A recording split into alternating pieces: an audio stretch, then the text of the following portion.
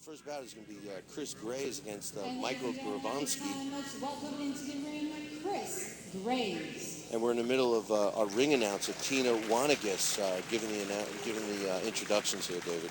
Oh, yes. I've known Tina for a long time here in the Chicagoland area. She's just started about four years ago ring announcing, but she's quickly climbed up to be one of the best here in the area.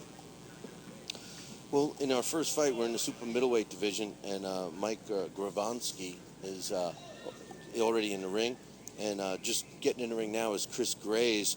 I don't know much about either of these fighters. I know that Gravonski's undefeated, 6 wins, no losses, 5 coming by knockout. Well, I know the cornerman in Gravonski's corner. His trainer is John Acita. He's a popular guy here in the Chicagoland area. He's got a gym out in Franklin Park who trains. He's also a lawyer, so you guys got to be careful around here, okay? You know what? Sometimes you got to stay away from the lawyers. Yeah. We know one thing about Graves is that he's an experienced fighter. He's got 36 professional fights under his belt, going against a fighter with only 6.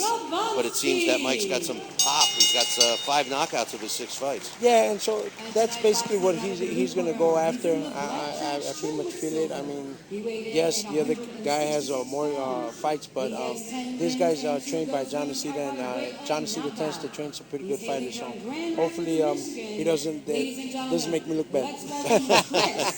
Amazing. Well, we got a great card, so it looks like we're going to be kicking it off with a good one right here. And I'm looking forward to the main event as well, but we'll get to that in a little bit. All right, we're getting ready for the first round here. Yeah, here we go. They're both getting ready. Just getting ready to take off. Referee gets the sign, and let's go. Well, I guess there's no feeling out round here, David. No, there sure isn't. Went right after him. That's what he needs to. He should keep on using that jab, not in the hook, but in the jab. Ooh. Right in front of us. Yeah, he's trying to go knock him out. He's trying to showcase today. Oh, nice overhand left. By Graves. Graves threw a nice overhand left that landed on Gravonski's. He doesn't look like he wants to take much time here. Oh, look at that. You seen that knee? This is a scheduled 6-rounder. Yeah. Flash of heads. I don't know about you, David, but they both look a little dry. Oh, very dry. I think they got rushed. I believe we were supposed to go out at 8. That's I think we all got a little rushed. Yeah, I believe so. So, I mean, but this is what happens in close fights. I mean, little events. Sometimes things just don't happen the way they're supposed to.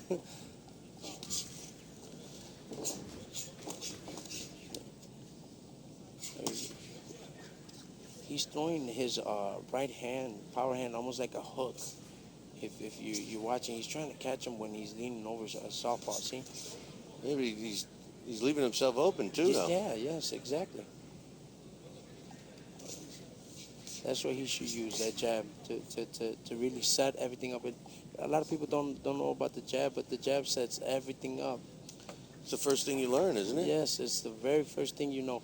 Now, granted, I'm not a jabber myself, but, I mean, to most of the guys, especially with Gravonski's reach, it's like a no-brainer for him not to use the jab, Well, you would think that Gravonski would use his jab. He has the height advantage and the arm reach advantage. Exactly. So, well, there you go. Graves just switch. Oh, he's a switcher. Southpaw to righty to southpaw. So he's trying to find a way to get in there. Oh. So we'll see. Gravonski should use his jab a little bit more. Use that jab. Oh. What's that right hand hook again? Oh, nice.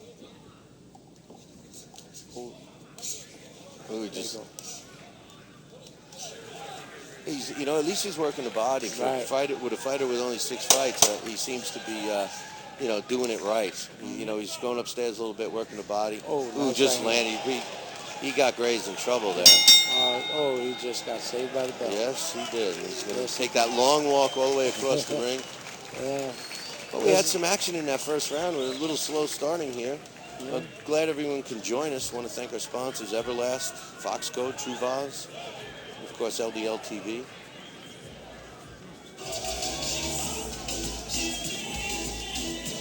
Well, that first round, at least we got out of it. Yeah, we sure did.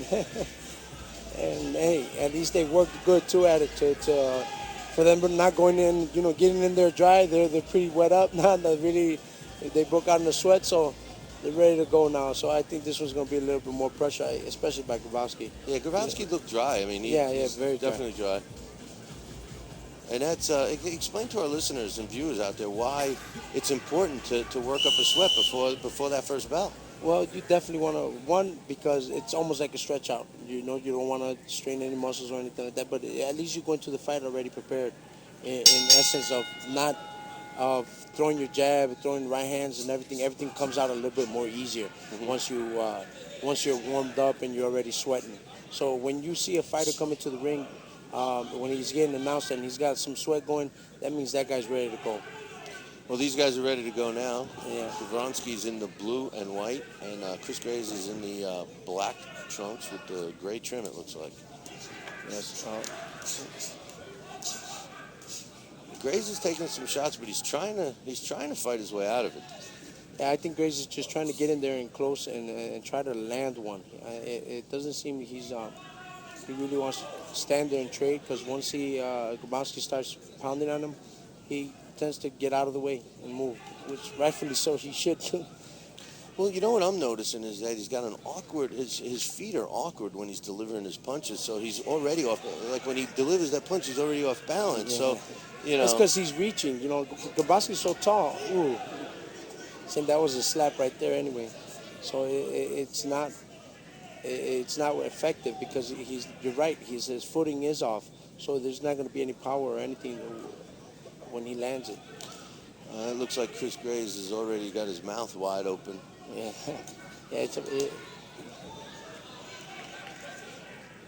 Yeah, I think if the patience issue here with Gravonski, if he was able to be a little more patient in there and do, like you said earlier, use his jab to set up his power hand. yes, definitely, and he'll be able to open him up, make him do certain things that Graves probably doesn't want to do.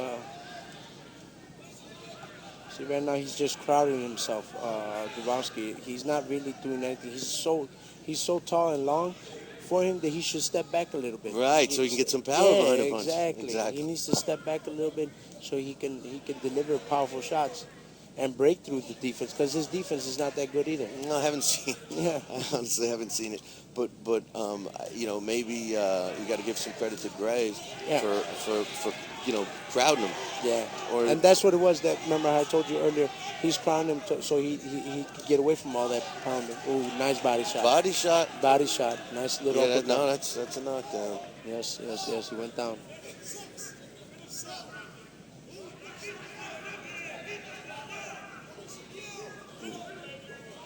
There you go. And he comes out. Gravonski should go back to the body. Yeah, he's just winging those punches. Yeah. Graves.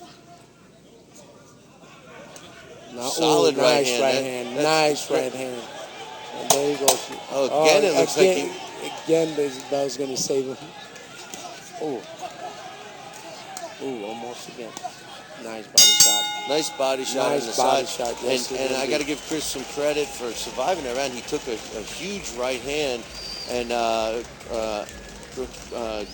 Gravonski tried to finish up and couldn't get him out of there. Yeah, it did. And Gravonski looks pretty good, I mean, taking a little deep breath, but he's paying attention to his corner, and they're telling him to lean back, and he's doing good. So I believe he's on his way to a nice victory here. Yeah, it looks like he's maybe that first round, but in the combination of being a little not warmed up, and maybe a little nerves going. Exactly. And it looks like he's in a groove here now. And Chris Graves looks like he's also conforming to to Mike's game plan. Yeah, it is. He's going to be there for the taking. It's just that Grabowski's just got to pick his shots a little bit better and not rush them, and it should be, this round should be it. Now, what do you think a fighter like Chris Graves could do to try and deliver his punches more effectively? Straight punches.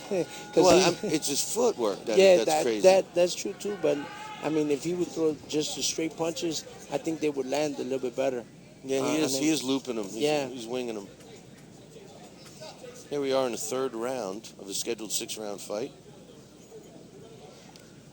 Chris Graves is in the black with the silver trim, and Michael Gravonski is in the blue and white trunks.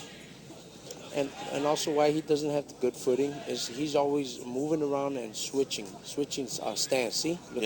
That's why he's never set on delivering a good shot, because he's never always thinking about the exit, always looking for the exit. Get out of harm's way. Yeah, nice body shot, nice little uppercut by Gravonski. Well, maybe if Chris Gray tried to use his jab as he's moving away, but he seems to be, when he delivers a punch, he's trying to put some power behind it, and that awkward stance is, it's negating it. Yeah, it's really stopping him from doing anything at all. He could touch them. He's touching them already with the 2 jabs already. If he does that, look, nice right hand by Graves, but again, it was like you said, he's not planted well in the stance, so it's not an effective punch.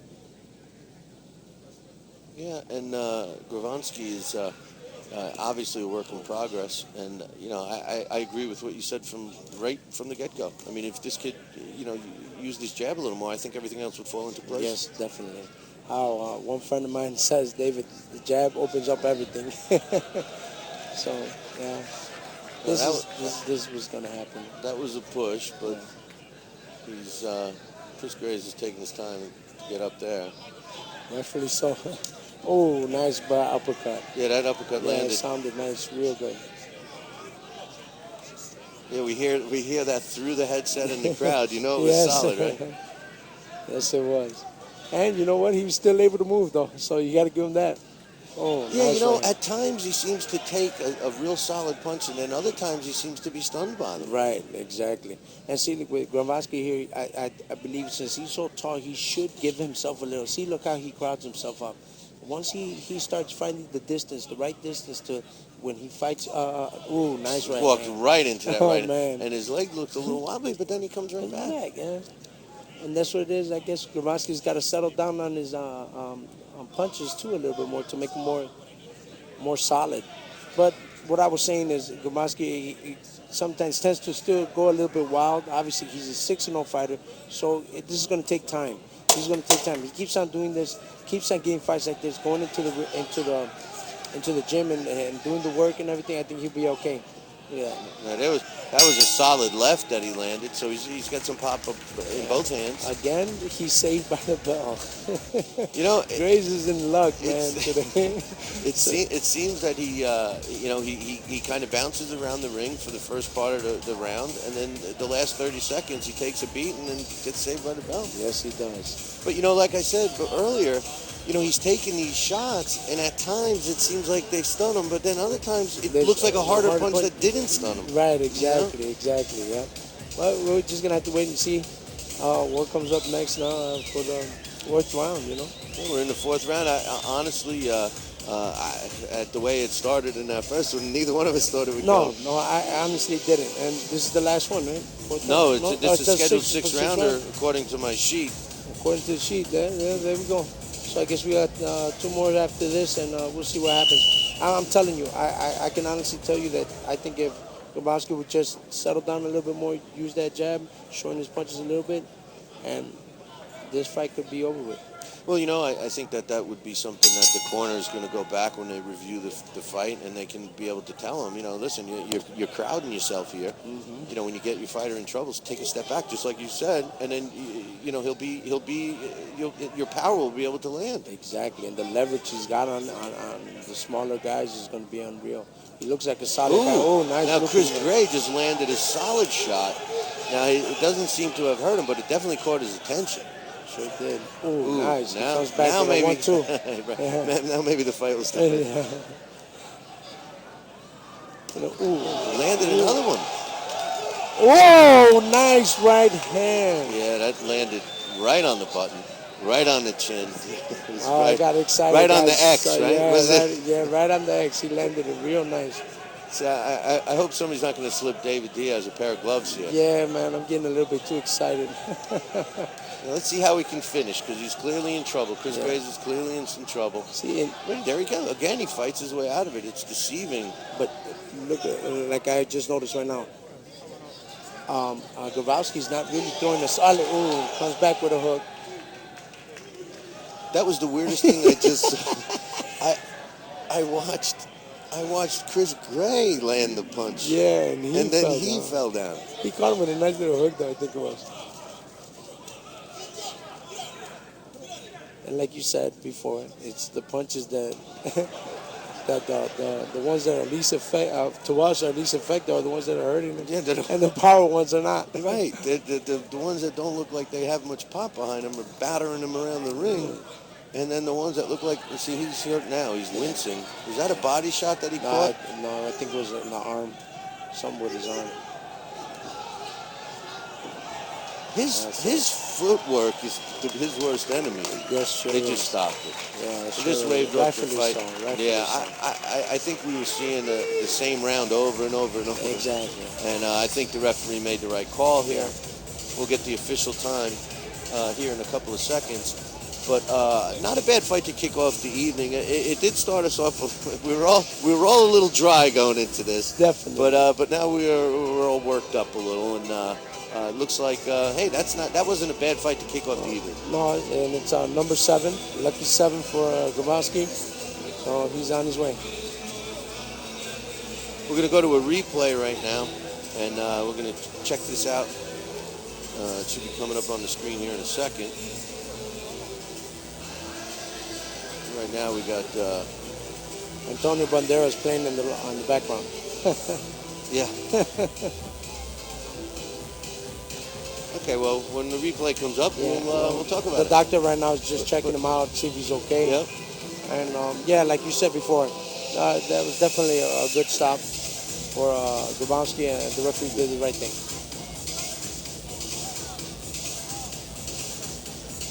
Okay, we're just informed that we're going to have a 5-minute break between each bout. Well, there we go. I guess we're going to get to know each 8 other. o'clock. We're going to get to our original broadcast time eventually. Yeah, there you go. Well, Chris Gray seems like he's okay. Yeah, Chris Gray, definitely, which is always good. Smiling, going over there and congratulating Gravonski. So this is our sport, man. This is how it is. We'll beat each other for whatever minutes there is, and then after the fight's done, we. Okay, we're gonna go up to our official ring announcer, Tina Wanagas, and we're gonna go up to her right now. And ladies and gentlemen, our winner tonight in round number 4 at 1 minute and 56 seconds by TKO, Michael Imagine Me Gravonski. Oh, good fight. So the official time was 56 seconds of the 4th round of a scheduled 6-round fight. The winner, Michael Gravonski. And I guess the first thing they're going to do when they get back to the drawing board is maybe tell him to use his jab. Take advantage. He take advantage of his height. Yeah, and his arm reach. He does seem to have nice long arms. Yes, he does. Might as well use what you have. He's like a nice solid built kid, so he should come along.